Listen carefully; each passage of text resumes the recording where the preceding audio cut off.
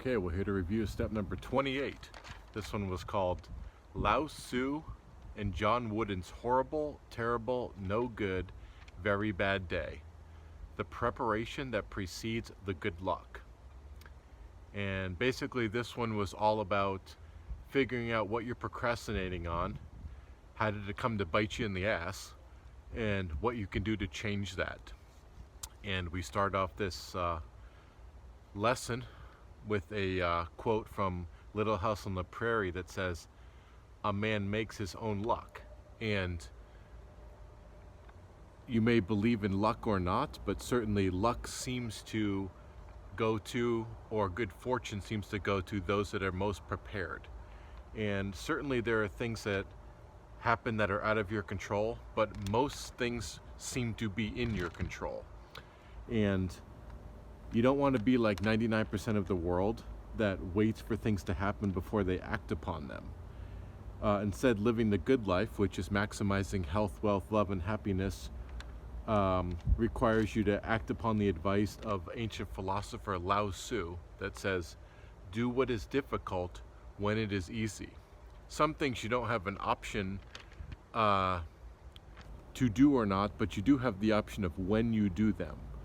And your life will be a lot less stressful if you're prepared for things that come up well ahead of time. And if you live long enough, you're probably, unfortunately, going to experience an unexpected hospital bill, car breakdown, or other crisis.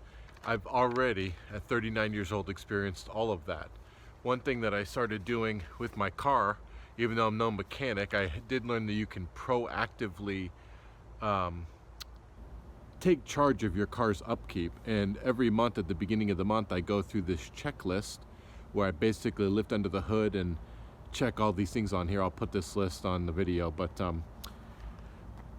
because my mechanic always says that scheduled maintenance is always cheaper than unexpected repairs. And that's true in your finances as well as your health. It's much easier to just stay fit your whole life than it is to wait till you're 65 years old and 150 pounds overweight and then start going to the gym. Much easier to just put in little baby steps along the whole way. But life coach Jim Rome says, prepare for tomorrow today. And how do you do that? Ty says, here's a really practical example. He says it's simple as writing down things before you go to bed that you want to accomplish the next day. And not only will this make you sleep better because you won't be thinking about it when you're in bed, but it will help you focus in the morning right off the bat, because when your mind's freshest is when you want to do these things. And you know, John Wooden says, prepare for the rainy day. You don't have the option of it coming, but you do have the option of your preparation.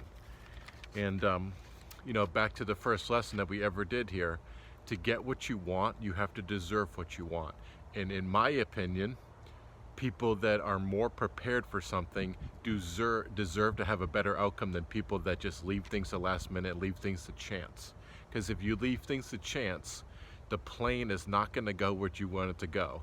And you remember the lesson a few lessons ago with Joel Salatin's dad, you have to make the plane go where you want it to go. And Ty says, think, what's the biggest thing I can do today to get the greatest return on investment on my health, wealth, love, or happiness? And just an example to move things along in wealth, he says, what is the step I can take today to move towards financial independence? Ty says financial independence, at least at the time he was shooting the video, in America is you making $70,000 a year. So what can you do to at least get your income to $70,000 a year? And he says baby steps are fine because it's all about progress. And the key thing when you're planning is to name the step that you're going to do, have it written down, otherwise it probably won't happen.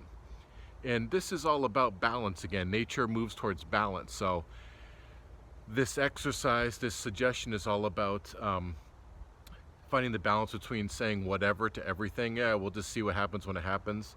And the balance of over planning. The answer is usually somewhere in the middle. So don't leave things to chance, but don't plan everything to death.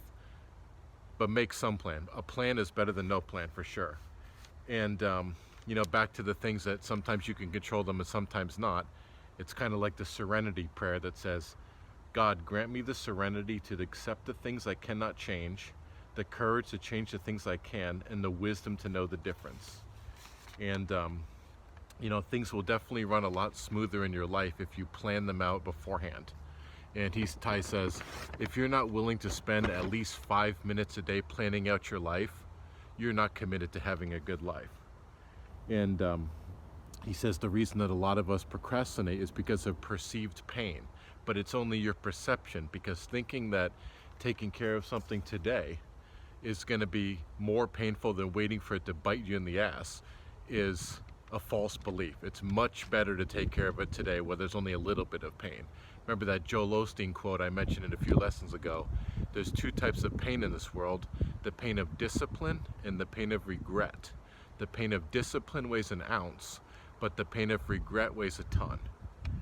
And so the questions at the end of this lesson are, what is something difficult you put off that came to bite you? What is a bad habit, a procrastination that you have specifically? And what is a resolution you can make right now to change just one thing, and how are you going to do that? Thanks so much. I'll see you on lesson number 29. Take care.